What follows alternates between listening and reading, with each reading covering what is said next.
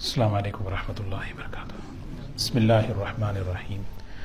الحمد للہ نحمده ونستعینه ونستغفره ونؤمن به ونتوکل علیہ ونعوذ باللہ من شرور انفسنا ومن سیئات اعمالنا من يهده الله فلا مضل له ومن يضلله فلا هادي له ونشهد ان لا اله الا الله وحده لا شريك له ونشهد أن سيدنا وحبيبنا ونبينا مولانا محمدا عبده ورسوله صلى الله تبارك وتعالى عليه وسلم أما بعد۔ باب جار اليهودي۔ عن مجاهد قال كنت عند عبد الله بن عمر وغلامه يسلخ الشاة فقال يا غلام إذا فرغت فابدأ بجارنا اليهودي فقال رجل من القوم اليهودي أصلحك الله قال إني سمعت النبي صلى الله عليه وسلم يوصى بالجار حتى خشينا أو رأينا أنه سيورثه۔ قابل احترام بزرگ و دوستو، گزشتہ یہ بات عرض کی گئی تھی کہ پڑوس کے حقوق کیا ہوتے ہیں پڑوسیوں کے، اور آج کا جو سبق ہے حضرت امام بخاری رحمۃ اللہ علیہ ایک عنوان باب قائم کر رہے ہیں، باب عنوان، اور وہ باب یہ ہے یہودی پڑوسی کے ساتھ کیا سلوک کیا جائے۔ یہودی سے مراد غیر مسلم، چاہے وہ کسی بھی مذہب سے تعلق رکھنے والا انسان ہو، یہودی ہو، عیسائی ہو یا ہندو ہو، کسی بھی مذہب سے تعلق رکھنے والا ہو، ہمارا اس کے ساتھ کیسا حسن سلوک ہے۔ اور یہ ایسا عنوان ہے، یہ ایسی چیز ہے کہ یہ بہت وسیع ہے، کیونکہ دو وجہ ہیں۔ اس کی ایک وجہ یہ ہے ہم اس معاشرے میں رہتے ہیں جہاں پہ مسلمان جو ہے مائنورٹی میں ہیں اور غیر مسلم اکثریت میں ہیں، تو یہ بہت ضروری ہے، ہمیں سیکھنا ہے کہ ہم ان لوگوں کے ساتھ کیسے رہیں۔ مختلف مذاہب کے لوگ ہوتے ہیں، ان کے درمیان ہم کس طریقے سے رہیں، یہ سکھایا جا رہا ہے۔ اور سیرت اگر دیکھیں، حضور اکرم صلی اللہ علیہ وسلم کی مکی زندگی 13 سال کی، مسلمان مائنورٹی میں تھے اور جو ہے اکثریت غیر مسلموں کی تھی، تو وہاں پر آپ کیسے رہے، اور مدینہ آنے کے بعد وہاں پہ آپ کا تعلق غیر مسلموں کے ساتھ کیسے رہا۔ تو یہ ضروری ہے، اور اس کے موقع تو ہمارے پاس بہت زیادہ ہیں۔ اگر ہم دیکھیں ہمارے پڑوس میں مسلمان بہت کم ہیں، غیر مسلم زیادہ ہیں، چاہے وہ پڑوس گھر کا ہو، جاب کا ہو، ٹریولنگ کا ہو۔ کوئی یعنی جاب میں اگر ہمارے پاس اگر کوئی مسلمان پڑوس مل جائے تو مسلمان ساتھ میں ہے، ورنہ تو عام طور پر دائیں بائیں اکثر جو ہے غیر مسلم ہوتے ہیں۔ فلائٹ میں کوئی مسلمان ساتھ میں ہو، کہتے مسلمان تھے، ہم کہتے بھئی ہم واپس آ رہے تھے تو ہمارے پڑوس میں مسلمان تھے، تعجب، کیونکہ ایک معاشرہ ہمارا ایسا ہے، اس معاشرے میں اکثریت غیر مسلم کی ہے۔ تو یہ ایک مستقل امام بخاری رحمۃ اللہ علیہ نے یہاں پہ ایک عنوان قائم کر کے ہمیں متوجہ کیا جا رہا ہے کہ ہمارا پڑوس جو ہے دوسرے مذاہب لوگوں کے ساتھ بھی ہو سکتا ہے، تو ہمیں مذہب سے اٹھ کر ان کے ساتھ کچھ حقوق ایسے ہیں، ان بنیادوں پر جو ہے نا ہمیں ان کے ساتھ ہمارا برتاؤ ہونا چاہیے۔ اور ایک موقع ہے ہمارے لیے اس ملک میں، اس ماحول میں، اس معاشرے میں دین کی عملی دعوت پیش کرنے کا، دین کی عملی دعوت پیش کرنا، یہ ہر مسلمان کی فکر ہے، یہ ہر مسلمان کی ذمہ داری ہے نا۔ دین کی قولی دعوت جو ہے نا، یہ اس کے لیے جو ہے علم کی ضرورت ہے، اور مستقل جو ہے نا مضبوط ٹھوس علم چاہیے۔ جب کوئی غیر مسلم بات کرے تو کیا بات کریں، اسے کیسے سمجھائیں، لیکن عملی دعوت کا جہاں تک تعلق ہے، اس لیے قرآن پاک میں دیکھیں اللہ تعالیٰ نے فرمایا وَمَنْ أَحْسَنُ قَوْلًا مِمَّنْ دَعَا إِلَى اللَّهِ وَعَمِلَ صَالِحًا وَقَالَ إِنَّنِي مِنَ الْمُسْلِمِينَ۔ یہ مشہور آیت ہے اور بارہا ہم بیانوں میں پہلے سنتے ہیں، یعنی وَمَنْ أَحْسَنُ قَوْلًا مِّمَّنْ دَعَا إِلَى اللَّهِ، اس سے بہتر بات کس کی ہو سکتی ہے جو اللہ کے بندوں کو اللہ کی طرف بلائے، وَعَمِلَ صَالِحًا، اور اچھے عمل کرے، اور تیسری بات کیا ہے، وَقَالَ إِنَّنِي مِنَ الْمُسْلِمِينَ، اور کہے کہ میں مسلمانوں میں سے ہوں۔ ذرا کبھی غور کریں، وَقَالَ إِنَّنِي مِنَ الْمُسْلِمِينَ کیا مطلب ہے؟ کوئی بینر لگانا چاہیے، مجھے جو ہے روڈ پہ کھڑے ہو کے کہنا چاہیے، کیونکہ اللہ نے قرآن میں کہا وقالا، کہے میں مسلمان میں سے ہوں، میں مسلمان میں سے ہوں۔ ماشاءاللہ یہاں پہ ایک دو طلبہ بیٹھے ہیں، ان کو پتہ ہے یہاں قالا جو ہے نا کہنے کے معنی میں ہے ہی نہیں، اور نہ مسلمان اس طرح کرتے ہیں۔ آپ نے دیکھا کوئی کھڑے ہو کے بھائی میں مسلمان ہوں، میں مسلمانوں میں سے ہوں، نہ اس طرح کیا جاتا ہے نہ کرتے ہیں۔ کیا مطلب ہے؟ یہاں قالا جو ہے نا زبان سے کہنے کے معنی میں ہے ہی نہیں، اور قرآن پاک کے اندر ایسی بہت سی جگہ ہیں قالا لفظ ہے لیکن زبان کا نہیں ہوا، ہم صرف قالا کہتے ہیں اچھا کہا۔ تو قالا یہاں پر جو ہے مراد ہے حال، اپنی حال سے کہے کہ میں مسلمان میں سے ہوں، اور یہ ہم میں سے ہر ایک کرنا چاہیے۔ یعنی جماعت میں بھی ساتھی ماشاءاللہ یہ آیت پڑھتے رہتے ہیں، لیکن یہ آیت ہمیشہ ذہن میں رکھنا ہے، وقال اننی من المسلمین، اور مجھے کہنا چاہیے۔ کیسے کہنا چاہیے؟ عملی دعوت۔ ہاں، عملی دعوت جو ہے نا یہ بہت مضبوط۔ ہاں، اور اس آیت میں دیکھیں دو باتیں ایسی ہیں کہ لوہا منوایا جاتا ہے، ہاں جس سے کہتے ہیں نا لوہا منوایا، جتنا پریشرائز کیا جاتا ہے نا اطراف سے، بھئی اسلام حالات خراب ہیں، حالات خراب ہیں اسلام کے خلاف، مسلمانوں کے خلاف، بلکہ سوچنا چاہیے کہ بہترین موقع ہے دعوت دین کو پیش کرنے کا۔ اگر ہماری سوچ اس طرح ہو، اس سے بہتر موقع ہو نہیں سکتا کہ اللہ کے دین کو عملی طور پر پیش کرو۔ کم از کم دو درجے ہیں، ادنا درجہ، چھوٹا درجہ، جس پر پوری امت کو آنا ہے، میں وہ کام نہ کروں جس کو حضور صلی اللہ علیہ وسلم نے منع کیا ہے، یہ ادنا درجہ ہے، اس سے نیچے درجہ نہیں ہونا چاہیے۔ آپ نے جھوٹ بولنے سے منع کیا، غیبت کرنے سے منع کیا، دھوکہ دینے سے منع کیا، خیانت کرنے سے منع کیا، میں یہ کم سے کم یہ درجہ، جس بات کو حضور صلی اللہ علیہ وسلم نے منع کیا وہ نہیں کروں۔ اچھا، اعلیٰ درجہ کیا ہے؟ اعلیٰ درجہ یہ ہے حضور صلی اللہ علیہ وسلم نے جس کام کو جس طریقے سے کیا اس طریقے سے کرو۔ سمجھ رہے ہیں نا؟ یہ اعلیٰ درجہ ہے، اس کا اثر ہے، اس کی طاقت ہے۔ تو بہرکیف یہ بات عرض کی جا رہی تھی کہ ہم جو ہے نا کیا بنیادیں ہیں جو ہم اپنی سوچ کو بنانا ہے، جس پر ہماری جو ہے ہمارے آپس کے تعلقات اچھے ہوں۔ سب سے پہلی چیز تین باتیں ہیں۔ دیکھیں قرآن پاک میں سب سے پہلے یہ ہمیں ذہن بنایا جاتا ہے، یہ اصول ہے کہ جتنے بھی انسان ہیں یہ سب کے سب ان کی بنیاد ایک ہے، ان ربکم واحد و اباکم واحد کلکم من آدم و آدم من تراب۔ یہ جتنا پروپیگنڈا ہو رہا ہے اس کی کئی وجوہات ہیں۔ کہتے ہیں نا جو آدمی کہتا ہے نا بھئی اسلام، آپ سنے ہوں گے ایک آدمی کھڑے ہو کے کہتا ہے اسلام ایسا ہے، اسلام ایسا ہے، اسلام ایسا ہے۔ آپ نے کبھی اس کی زبان سے یہ نہیں سنا ہوگا کہ میرا مذہب اچھا ہے۔ وہ اسلام پہ خوب کہے گا لیکن وہ یہ نہیں کہہ سکتا کہ میرا مذہب اچھا ہے، آؤ۔ اللہ تعالیٰ نے جو ہے دین، یہ مخالفت جو ہو رہی ہے نا اس کی کچھ بنیادیں ہیں، اس سے مسلمان جو ہے نا ایک موقع لینا چاہیے کہ میں اس موقع کو استعمال کر کے اس موقع پر صحیح اسلام پیش کروں، صحیح دین کا تعارف کراؤں، اور واقعی کہ کیا ہمیں اسلام نے، حضور اکرم صلی اللہ علیہ وسلم نے کیا بتایا ہے انسانیت کی بنیاد پر۔ سب سے پہلی بنیاد الخلق عیال اللہ۔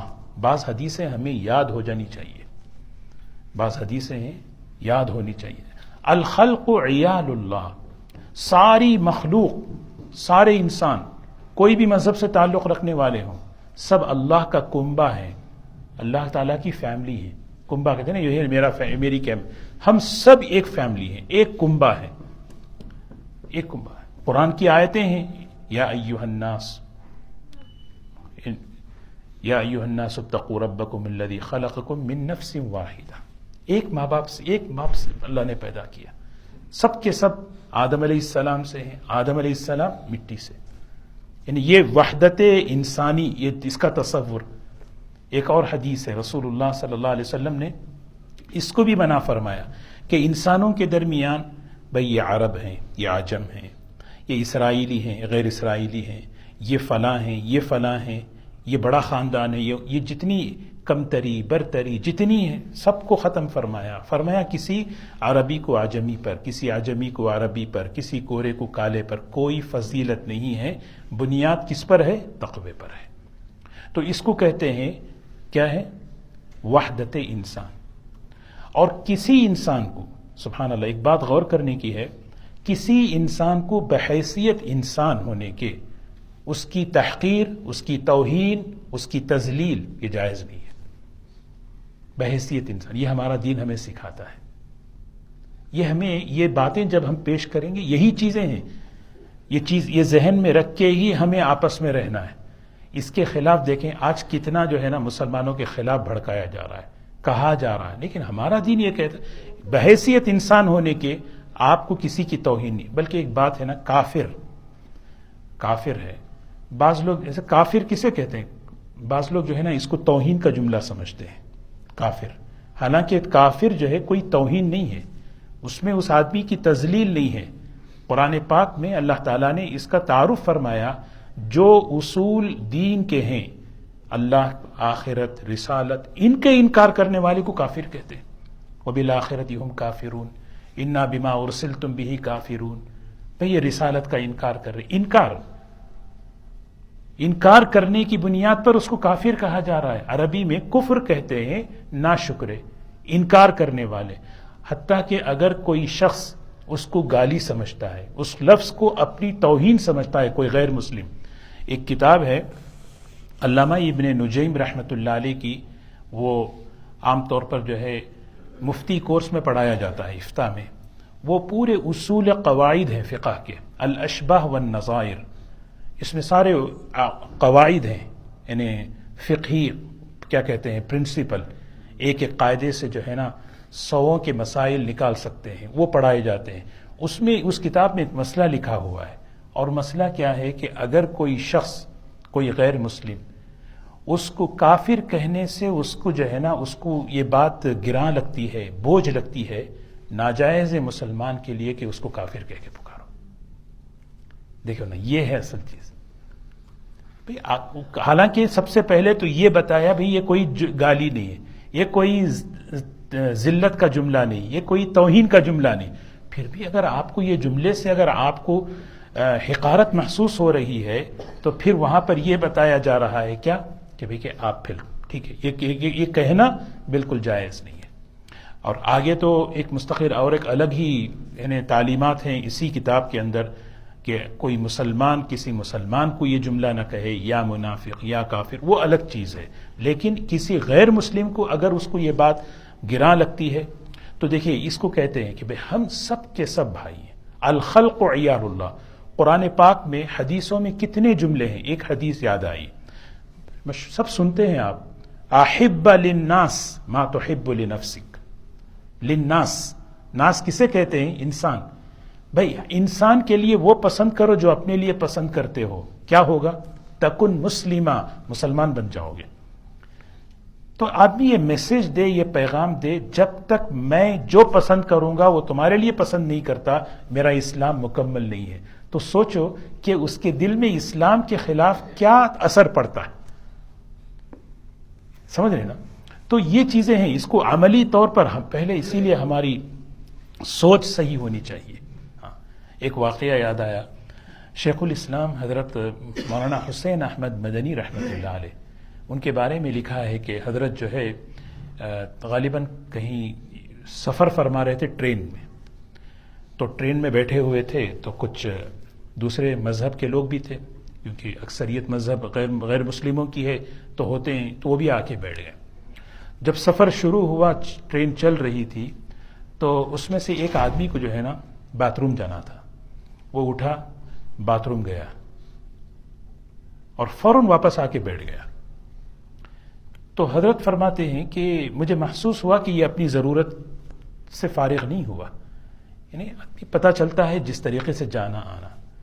تو پھر مجھے محسوس ہوا کہ اس کو ضرورت ہے، شاید کیا وجہ ہے، ہو سکتا ہے کہ باتھ روم گندا ہو۔ بغیر کچھ کہے حضرت خود اٹھے، جا کر جو ہے باتھ روم کو دیکھا تو باتھ روم گندا تھا، لائق نہیں تھا اس کے کہ اس کو استعمال کیا جائے، اس کو حضرت نے صاف کیا، صاف کر کے واپس آ کر بیٹھ گئے، خاموشی سے کہا جائیے صاف ہو چکا ہے۔ وہ آدمی جا کر دیکھ کر قضائے حاجت سے فارغ ہونے سے پہلے حضرت کے ہاتھ میں مسلمان ہو گیا کہ آپ ہمیں کتنی عزت دیتے ہیں، آپ ہمارے بارے میں کیا سوچتے ہیں۔ تو یہ چیز جو ہے نہیں بہت ضروری، خاص طور پہ کیونکہ ہماری حیثیت کنتم خیر امہ ہے، ہمارا جو کام ہے، ہماری جو کیا کہتے ہیں حیثیت ہے، ہماری جاب یہی کہ کنتم خیر امہ، کہ ہم بہترین امت ہیں۔ تو ہمارے عمل سے جو ہے اللہ کے دین کو جو ہے نا عملی طور پر پیش کرنا، اور اس کے موقع جو ہے نا ہم اکثر، ایک بہت بڑے بزرگ ہیں حضرت مولانا یوسف صاحب رحمۃ اللہ علیہ، ان کے بیانات کافی چھپے ہوئے ہیں، ایک جگہ پڑھ رہا تھا، حضرت مولانا یوسف صاحب رحمۃ اللہ علیہ ایک جگہ فرماتے ہیں، مسلمانوں اللہ نے تمہیں ایمان کی دولت دی ہے، بس حضور صلی اللہ علیہ وسلم کے اخلاق سیکھ لو، دیکھو اس اخلاق کی برکت سے اللہ دوسروں کو ہدایت دے دیں گے۔ اللہ نے تمہیں ایمان کی دولت دے دی ہے، اب بس ایک زندگی اخلاق کی سیکھ لو، بس یہی چیز ہے جس سے جو ہے نا اللہ تعالیٰ لوگوں کے قلوب کو پلٹتے ہیں۔ تو سب سے پہلی چیز یہ ہے کہ ہمارا ایک ذہن بنے کہ اللہ نے سب کو کیا کیا ہے، ہم سب ایک باپ کی اولاد ہیں، ہم سب انسان ہیں، اللہ کا کنبہ ہیں، اللہ کی فیملی ہیں۔ قرآن حدیثوں میں بار بار اس کا ذہن بنایا گیا۔ تو جب یہ سوچتے ہیں تو اس کا جو ہے نا نتیجہ کیا نکلتا ہے، دوسرا جب یہ سوچیں گے نا اس کا نتیجہ جو ہے نا بھائی چارہ نکلتا ہے۔ جب آدمی سوچتا ہے ہم سب ایک فیملی ہیں، جب ہم سب ایک باپ کی اولاد ہیں، اخوت اس کو کہتے ہیں، اخوت کہتے ہیں بھائی چارہ۔ بھائی چارہ دو قسم کا ہے، ایک انما المؤمنون اخوہ، ایک ہے ہمارے آپس کا ایمان والوں کا، انما المؤمنون اخوۃ، ہم سب آپس میں بھائی ہیں، ہماری بنیادیں ہیں، اس کے بھی جو ہے نا حقوق ہیں، اس کے بھی جو ہے نا تقاضے ہیں، انما المؤمنون اخوہ۔ لیکن اس کے علاوہ جو ہے نا اس بنیاد پر کہ ہم سب ایک ماں باپ کی اولاد ہیں، اس بنیاد پر بھی ہمارا آپس میں، ہم اس کمیونٹی میں رہتے ہیں، ایک آفس میں رہتے ہیں، ایک کلچر میں، معاشرے میں رہتے ہیں، ہم سب بھائی ہیں۔ ہاں ہم سب بھائی ہیں، فری مونٹ کے اعتبار سے جتنے فری مونٹ میں ہیں ہم سب اس وطن کے ہم وطن بھائی ہیں، ہم وطن بھائی ہیں۔ یہ جو ہے نا یہ مطلوب ہے کہ یہ سوچیں، اور اس کی تربیت کرائی گئی۔ نبیوں کے قرآن پاک میں جو واقعات بیان کیے گئے، دیکھیں انسان جو ہے نا جس جگہ پیدا ہوتا ہے اس جگہ سے اسے انسیت بھی ہوتی ہے، وہاں والوں سے بھی انسیت ہوتی ہے، ایک فطری بات ہے اس کی، ہے نا۔ تو ایک آدمی جو ہے نا کسی ملک میں پیدا ہوا، اس ملک سے اس کی فطری محبت ہے، بھئی میں اس ملک میں پیدا ہوا۔ حضور صلی اللہ علیہ وسلم کو فطری محبت تھی مکے سے، جب نکل رہے تھے مکے سے، آپ مکے کو دیکھ کر کہنے لگے میں تجھے چھوڑ کر نہیں جاتا اگر یہاں والے مجھے نہ نکالتے۔ بڑے آنکھوں سے آنسو نکلتے ہوئے آپ مکے سے نکلے۔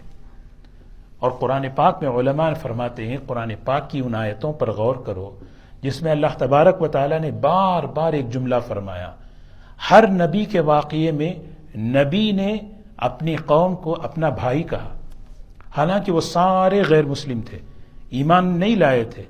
وَإِلَىٰ مَدْيَنَ أَخَاهُمْ شُعَيْبًا إِذْ قَالَ لَهُمْ أَخُوهُمْ نُوحٌ إِذْ قَالَ لَهُمْ أَخُوهُمْ صَالِحٌ إِذْ قَالَ لَهُمْ أَخُوهُمْ ہود انہی کے بھائی تھے، صالح انہی کے ایک بھائی تھے، سب ان کے بھائی۔ تو یہ جو اخوت ہے نا یہ چیز، اور اس بنیاد پر جو ہے نا حقوق آ جاتے ہیں، اس بنیاد پر حقوق سب سے پہلے، کیونکہ دین جان مال عزت، ایک عزت کی بات آئی تو ایک واقعہ آتا ہے، حنین کے موقع پر ایک وفد جو ہے نا قیدی بن کر آیا حضور صلی اللہ علیہ وسلم کی، حنین کا موقع ہے، قیدی بن کر۔ تو آپ کی نگاہ ایک عورت پہ، ایک لڑکی پہ پڑی، جوان لڑکی ہے، سر پہ دوپٹہ نہیں ہے، جوان لڑکی ہے سر پہ دوپٹہ نہیں ہے۔ آپ نے پوچھا یہ کون ہے؟ لڑکی جوان ہے سر پہ دوپٹہ نہیں، فرمایا یہ حاتم طائی کی بیٹی ہے، حاتم طائی کی بیٹی ہے۔ آپ نے کیا کیا دیکھیں، سبحان اللہ، لڑکی کی عزت، عورت کی عزت، ہر چیز سے بڑھ کر، چاہے مذہب کچھ ہو، حالانکہ سب اس موقع پر جو ہے نا جتنے تھے پورے نان مسلم تھے، قیدی بن کر آئے تھے. آپ نے اپنی چادر مبارک کو، سوچیں جس چادر کا قرآن میں اللہ تذکرہ کرتے ہیں، یا ایھا المزمل یا ایھا المدثر، اے کملی اوڑھنے والے، چادر اوڑھنے والے، کیا پاکیزہ وہ چادر. آپ نے کسی صحابی سے نہیں کہا یہ چادر دے دو انہیں، اپنی چادر دے دو، کوئی چادر ہے تو. آپ نے اپنی چادر نکالی، کہا جاؤ یہ اس لڑکی کو اس کے سر پہ ڈال دو، یہ عزت دلائی جا رہی ہے. تو کیا ہوا جب اس کے سر پر وہ چادر آپ نے ڈالی، روایتوں میں آتا ہے اس عمل کو دیکھ کر وہ لڑکی مسلمان ہو گئی. اور حاتم تائی تو بڑے اونچے سخی لوگوں میں سے گزرے ہیں، اور یہ حضور اکرم صلی اللہ علیہ وسلم کی نبوت سے پہلے کے ان کے بڑے واقعات ہیں ان کی سخاوت کے. اور ان کے بیٹے حضرت عدی رضی اللہ تعالیٰ عنہ، ان کے بھی اسلام لانے کا. تو یہ مسلمان ہو گئی. کیوں مسلمان؟ کہ اتنی عزت آپ نے مجھے دی. کیونکہ عزت کہ کوئی بھی ہو، کسی کی تحقیر نہیں، کسی کی توہین نہیں، چاہے وہ مذہب کسی بھی مذہب کا ماننے والا ہو. اس لیے جو ہے نا یہ چیز اب یہاں حدیث میں کیا بتائی جا رہی ہے، دیکھیں حضرت عبداللہ ابن عمر رضی اللہ تعالیٰ عنہ فرماتے ہیں کہ گھر میں ایک مرتبہ جو ہے نا بکری ذبح ہوئی، اور ان کا غلام جو ہے نا اس کو کیا کیا، بکری پوری طرح صاف کیا، اس کو جو ہے نا پیسس وغیرہ سب کر کے پورا بکری کو ذبح کر کے. پھر آپ نے جو ہے آپ تشریف لائے تو آپ نے اپنے خادم سے پوچھا کہ اذا فرغت فابدأ بجارنا، دیکھو جب پورا کام کر چکو تو سب سے پہلے انہیں گھر میں لے جانے سے پہلے میرا جو پڑوسی ہے نا اس کو سب سے پہلے ایک جو ہے نا حصہ پہنچا دو، ایک حصہ پہنچا دو. تو وہاں ساتھیوں میں سے کسی نے کہا کہ اللہ آپ کا بھلا کرے، وہ تو یہودی ہے. تو حضور حضرت عمر رضی اللہ تعالی عبداللہ ابن عمر رضی اللہ تعالیٰ عنہ فرما رہے ہیں میں نے رسول اللہ صلی اللہ علیہ وسلم کو یہ فرماتے ہوئے سنا. اور اس سے پہلے بھی ہم نے حضرت زبیر رضی اللہ تعالیٰ عنہ، ان کا بھی عمل تھا، کیونکہ پڑوس میں کون تھے؟ مکے میں تو جو ہے نا آپ حضور صلی اللہ علیہ وسلم کے پڑوس کون تھے؟ ایک کے علاوہ حکم ابن عوائل، شاید اس کے علاوہ آپ کے جو ہے دو طرف کے پڑوسی بڑے سخت ہیں. وہ ایک آدمی تھا جس سے آپ کو کبھی تکلیف نہیں ہوئی، ورنہ تو دائیں بائیں تنگ کر کے رکھ دیے تھے آپ کو. لیکن اللہ کے رسول صلی اللہ علیہ وسلم کی زندگی تو صحابہ جب مدینے میں آئے وہاں بھی کچھ لوگ مسلمان ہو گئے، ان کے فیملی کے لوگ پریشان ہو گئے فائنینشیل طور پر. انہوں نے کہا پیسہ چاہیے، اسلام لاؤ، ہم میں دے دیں گے، آپ کی ہیلپ کریں گے، اسلام لاؤ. تو اللہ کو یہ بات پسند نہیں آئی. ہدایت کی توفیق تو اللہ کے ہاتھ میں ہے. یہ کہنا کہ آپ اسلام لاؤ ہم آپ کی ہیلپ کریں گے، فوراً آیت اتری سورہ بقرہ کی، لیس علیک ھداھم، ہدایت آپ کے اختیار میں نہیں ہے، وہ تو ولکن اللہ یہدی من یشاء، اللہ جسے چاہتا ہے اپنی توفیق سے ہدایت دیتا ہے. آپ اپنا کام کریں نا. کیا کام ہے؟ وما تنفقوا خیرا لانفسکم وما تنفقون الا ابتغاء وجہ اللہ وما تنفقوا من خیر یوفى الیکم وانتم لا تظلمون. یہ جو تم خرچ کر رہے ہو نا، مسلمان ہو غیر مسلم ہو کوئی بھی ہو، تم اپنی بھلائی کے لیے کر رہے ہو. اور اللہ کے لیے اگر خرچ کرو گے تو پھر یہ اللہ کا کنبہ ہے، اللہ کی مخلوق ہے. ڈزنٹ میٹر وہ کوئی بھی کیوں نہ ہو. اور جو تم خرچ کرو گے اللہ کے لیے اس کا بدلہ تمہیں پورا ملے گا. یہ آیت ہے، اس آیت کا شان نزول حضرت عبداللہ ابن عباس رضی اللہ تعالیٰ عنہ یہی فرماتے ہیں. تو ہمیں تھوڑا سوچنا چاہیے کہ ان سب ایسے بہت سے واقعات ہیں. اس لیے جو ہے نا یہ ایک ایسا وسیع مضمون ہے. اور دیکھیں حضور صلی اللہ علیہ وسلم کی خاص طور پہ مکی زندگی، یعنی ایک انشاءاللہ کبھی اگلے ہفتے انشاءاللہ عرض کروں گا. چار چیزیں بڑی اہم ہیں. ایک ہے حلف الفضول. مکے میں آپ رہتے ہوئے جو ہے نا مکے والوں کے ساتھ ایک کانٹریکٹ بنایا تھا، معاہدہ. وہ کیا ہے؟ مدینہ آپ تشریف لائے تو مدینے کے جو ہے نا کچھ اصول بنائے تھے، بھی ہم آپ کے ساتھ کیسے رہیں گے، میثاق مدینہ. تیسری جو چیز تھی، ایک وفد آیا تھا حضور صلی اللہ علیہ وسلم کی خدمت میں عیسائیوں کا، نجران کا. جب وہ جانے لگا نا حضور صلی اللہ علیہ وسلم کچھ ہدایات، ان کے حقوق بتائے. یہ چیز تیسری بڑی اہم ہے. اور چوتھی چیز ہے جب بیت المقدس فتح ہوا اس موقع پر حضرت عمر رضی اللہ تعالیٰ عنہ نے کچھ اصول لکھے. یہ خاص طور پہ دو چیزیں جو بیت المقدس کا ہے اور نجران کا، انشاءاللہ میں اگلے ہفتے انشاءاللہ آپ کی خدمت میں کچھ خلاصہ پیش کروں گا. جیسے ایک بات تھی، جب صحابہ جاتے تھے غزوات میں مقابلے کے لیے، کیونکہ مقابلہ انہی سے ہوتا ہے جو میدان میں آتا ہے، جو گھر میں ہے، جو راستے میں جا رہا ہے، جو جاب کر رہا ہے، جو اپنی کام میں، اس سے کوئی مقابلہ نہیں ہے. میدان میں آنے والے کے ساتھ مقابلہ ہے. تو باقاعدہ صاف بسم اللہ وباللہ وانطلقوا علی ملت رسول اللہ، اللہ کے نام پر، اللہ کے رسول صلی اللہ علیہ وسلم کے طریقے پر آپ نکلو یہاں سے. یہ ہدایت ہوتی تھی. پھر اس میں فرماتے لا تقتلوا شیخا فانیا ولا صغیرا ولا امرأۃ، کسی بوڑھے پہ ہاتھ مت اٹھانا، کسی بچے پہ ہاتھ مت اٹھانا، کسی عورت پہ ہاتھ مت اٹھانا. کوئی آدمی عبادت کر رہا ہے، اس کی عبادت یہ ایک مستقل ایک مسئلہ ہے. کیونکہ جب مسلمان مختلف مذاہب والوں کے ساتھ مل کر رہتا ہے تو دوسروں کے مذاہب، دوسروں کی عبادت گاہیں، دوسروں کی مذہبی چیزوں کا اس کے دل میں احترام ہو. احترام کا مطلب عقیدت دل کی بات نہیں کہ بھئی کہ یہ اس کا کام ہے کرے. سورہ حج کے اندر اللہ تعالیٰ نے مسجدوں کو گرانا جس طرح منع فرمایا، اسی طرح اس مسجد کا ذکر کرنے سے پہلے بیع و صلوات، وہ جگہ جہاں عیسائی عبادت کرتے ہیں، وہ جگہ جہاں یہودی عبادت کرتے ہیں، وہ جگہ جہاں پر مسلمان عبادت کرتے ہیں. یہ اصول بتا رہے ہیں. دیکھو ہمارے اسلام میں یہ بات ہے. اور کوئی آدمی کسی عبادت میں لگا ہے، اس کو چھیڑو مت. لیکن ایک بنیادی بات ہے، یہ حقوق میں سے ہے. یہ کیا ہے؟ مسلمان جب بھی کسی ایسے معاشرے میں ہوں جہاں پر خاص طور پہ غیر، اپنے تشخص کے ساتھ رہنا، اپنے دین پر استقامت کے ساتھ رہتے ہوئے دوسرے کے دین کو اس پر کوئی جو ہے نا اس پر یعنی مطلب ایسی چیز نہیں کرنا جس سے اس کو ٹھیس پہنچے. یہ دو چیزیں ہیں، سمجھ رہے نا؟ یہ دو چیزوں کے ساتھ جہاں مذہب کی بات آتی ہے، دین کی بات آتی ہے، اپنے مذہب پر، اپنے دین پر استقامت سے رہنا. محبت اللہ کی، اللہ کے رسول صلی اللہ علیہ وسلم کی، اللہ کے دین کی محبت غالب ہو. سارے تعلقات پر اللہ کا، اللہ کے دین کا تعلق ہمارے دل میں ہو. ہر چیز کو قربان. یہ بھی سیرت میں ملتا ہے. جب صحابہ نے اسلام قبول کیا نا، ہر چیز کو چھوڑا انہوں نے. مکے سے نکلتے ہوئے جائیداد چھوڑی، دولت چھوڑی، تعلقات چھوڑے، سب چھوڑ دیے.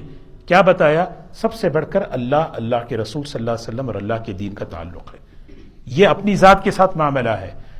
تو اللہ کے دین پر استقامت کے ساتھ باقی رہنا، اور اس کے ساتھ ساتھ کسی غیر مذہب، دوسرے مذاہب کے مذہب والوں کا کوئی جو ہے نا کیا نہیں کرنا، ان کی توہین تذلیل نہیں کرنا. یہ چیز کے ساتھ ہمیں جو ہے نا اس معاشرے میں رہنا ہے. تو حضور اکرم صلی اللہ علیہ وسلم نے جیسے بتایا کہ بھئی عزت، اس طرح مال، جان. ایک حدیث میں آتا ہے، بخاری شریف کی روایت ہے، من قتل معاہدا لم یرح رائحۃ الجنہ. ایک آدمی ہے، معاہد کہتے ہیں ایک ایسا غیر مسلم جو سکون سے زندگی گزار رہا ہے، اپنی جاب، اپنا گھر، اپنا سب کچھ، کچھ سے کے لینا دینا نہیں ہے. کوئی اگر مسلمان اس کو قتل کر دے، حدیث میں آتا ہے لم یرح رائحۃ الجنہ، جنت کی خوشبو بھی نہیں سونگھ سکتا ہو. اور جنت کی خوشبو اتنی طاقتور ہے، 40 سال کی مسافت سے جنت کی خوشبو آنی شروع ہو جاتی. یعنی یہ چیز اتنی ناپسند. کسی صحابی سے یہ عمل ہو گیا، بلکہ ایک روایت میں ہے کہ کوئی جو ہے نا اپنی جان بچانے کے لیے کلمہ پڑھ لیا. حضور صلی اللہ علیہ وسلم کے سامنے وہ بات آئی. آپ نے پوچھا جب اس نے کلمہ پڑھا میدان جنگ میں تو آپ نے اس پر تلوار کیوں چلائی؟ تو صحابی کہنے لگے وہ ڈر کی وجہ سے پڑھا،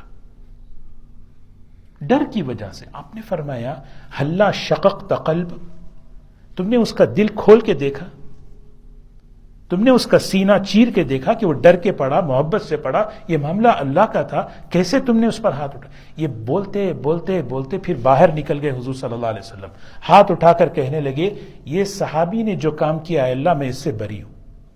یہ بتا رہے کہ ایک انسان ہونے کی بنیاد پر اس کے کیا جان کے حق ہیں، مال کے حق ہیں. ایک غزوے میں جو ہے نا کچھ لوگ جو ہے نا مسلمان غیر مسلموں کی بکریاں ذبح کر کے پکا کے کھا گئے. حضور صلی اللہ علیہ وسلم کو اطلاع ملی، فرمایا یہ ہمارا طریقہ نہیں ہے. یہ بتا رہے ہیں جان ہے، مال ہے، عزت ہے، یہ بنیادیں ہیں. تو دوستو حضور اکرم صلی اللہ علیہ وسلم نے ہمیں سکھایا ہے کہ ہم جو ہے ایک پڑوس غیر مسلم ہو تو اس کے ساتھ ہم کس طرح رہیں، اس کی خوشی، اس کے غم، اس کی عیادت، اس کی جو ہے جیسے گزشتہ 6 باتیں ہمیں. بھئی اگر پڑوس مسلمان ہو غیر مسلم ہو، ضرورت مند ہو قرض پوچھے تو قرض دینا، بیمار ہو عیادت کرنا، انتقال ہو جائے تعزیت کرنا، اخلف اللہ لک واصلحک، یہ دعا سکھائی. اللہ تعالیٰ مثال کے طور پر کسی کا بچے کا انتقال ہو جائے، اللہ تمہیں اس کا بدل نصیب فرمائے اور اللہ تعالیٰ تمہاری حالت کو بہتر کرے. یہ سے کلمات سکھا رہے ہیں. دعوت دی، ایک حدیث میں ہے سوائے ذبیحے کے، سوائے گوشت کے ہر چیز اس کی کھا سکتے ہیں. اب مسئلہ یہ ہے کہ اگرچہ کہ اس کی جو ہے نا کمائی انکم، وہ بھی سافٹ ویئر انجینئر ہے، وہ بھی جو ہے تاجر ہے، بلا رہا ہے، کھا سکتے ہیں. اگر وہ جو ہے کریڈٹ کارڈ دے دیا کھانے کے بعد بھی میں پیمنٹ کرتا ہوں، ٹھیک ہے، بہت اچھی بات ہے. ایسا نہیں ہے کہ بھی غیر مسلم ہے. تو تعلقات کیسے ہونے چاہیے؟ تو بہرکیف یہ حدیث ہے، حضور اکرم صلی اللہ علیہ وسلم کی حدیث انہوں نے فرمائی. میں نے رسول اللہ صلی اللہ علیہ وسلم کو یہ فرماتے ہوئے سنا، آپ نے پڑوسیوں کے اتنے حقوق کی تاکید فرمائی، اتنا حکم دیا، یہاں تک کہ ہم نے محسوس کیا کہ انہ سیورثہ، کہ آگے چل کر کہیں انہیں وراثت میں بھی شامل نہ کر لیں. لیکن یہ حکم بعد میں قرآن میں آ گیا کہ کون پڑوسی جو ہے نا وراثت میں شامل نہیں. تو بہرکیف یہ 3 باتیں ہیں جو میں نے عرض کی ہیں. سب سے پہلی بات، انسانی بنیاد پر جو ہے نا ہماری سوچ ہو کہ وہ سب اللہ کے بندے ہیں، سب آدم علیہ السلام کی اولاد ہیں. پھر اس کے بعد دوسری بات ہے کہ بھئی ہم سب مل کر رہتے ہیں تو ایک بھائی ہیں. جیسے ہم آپس میں ایمان والے بھائی ہیں، اسی طرح ایک کمیونٹی کے بھائی ہیں، علاقے کے بھائی ہیں، وطن کے بھائی ہیں، اس بنیاد پر. اور تیسری چیز جو میں نے عرض کی ہے کہ اس ماحول میں ہمیں اپنے دین پر استقامت کے ساتھ رہتے ہوئے، جس کو کہتے ہیں نا تشخص کو باقی رکھنا. ایک کتاب ہے تعلیم الاسلام، آپ نے سنا ہوگا نام. ایک بہت بڑے مفتی ہیں انڈیا کے، ہندوستان کے اس زمانے میں بہت بڑے مفتی کفایت اللہ صاحب رحمۃ اللہ علیہ، بہت بڑے اونچے درجے کے. تو انہوں نے ایک کتاب لکھی ہے، اور وہ بنیادی کتاب ہے جو مکاتب میں پڑھاتے ہیں. وہ کتاب آپ کھولیں، اس کتاب کا پہلا سوال کیا ہے؟ اس میں 5 سبجیکٹ ہیں: ایمانیات، نماز، روزہ، زکوٰۃ، حج. پہلا جو ہے نا ایمانیات ہے. اس میں پہلا سوال کیا ہے؟ بولے پہلا، یعنی سوال جواب کے انداز میں ہے. پہلا سوال. اب یہ کتاب کہاں لکھی جا رہی ہے؟ ہندوستان میں. ہندوستان کا ماحول کیا ہے؟ وہاں پہ اکثر غیر مسلم ہیں، مسلمان بھی رہتے ہیں. تو وہاں سب سے پہلا سوال کیا ہے؟ بولے بتاؤ تم کون ہو؟ جواب ہم مسلمان ہیں. اس طرح سوال جواب. لیکن سب سے پہلا سوال آپ دیکھیں وہ کتاب، اس کو انگلش میں بھی بتاؤ تم کون ہو. کیونکہ میں کون ہوں اس کو جانتے ہوئے مجھے اس ماحول میں رہنا ہے. اگر میں اس ماحول میں ایسے رہوں کہ اپنے آپ کو بھلا دوں تو پھر تو جو ہے کچھ بھی کسی کام کے نہیں. اور آج سب سے بڑا چیلنج یہی ہے کہ آج اپنا تشخص باقی نہیں رہا ہماری نسلوں میں. دیکھیں تو بتاؤ تم کون ہو، انہیں جواب بچہ یہی سیکھ رہا ہے. سوال سیکھتا ہے، سوال بھی رٹ رہا ہے، جواب بھی، سوال جواب سوال. پہلا سوال کیا ہے؟ بتاؤ کون ہے آپ. سب جواب میں مسلمان ہوں. تو یہ چیز ہے. اللہ تعالی ہمیں عمل کی توفیق نصیب فرمائے. انشاءاللہ اگلی کچھ باتیں ہیں اگلے ہفتے انشاءاللہ درس کریں گے. سبحان اللہ بحمدہ، سبحانک اللہم وبحمدک، نشہد ان لا الہ الا انت، نستغفرک ونتوب الیک. سبحان ربک رب العزة عما یصفون، وسلام علی المرسلین، والحمد للہ رب العالمین.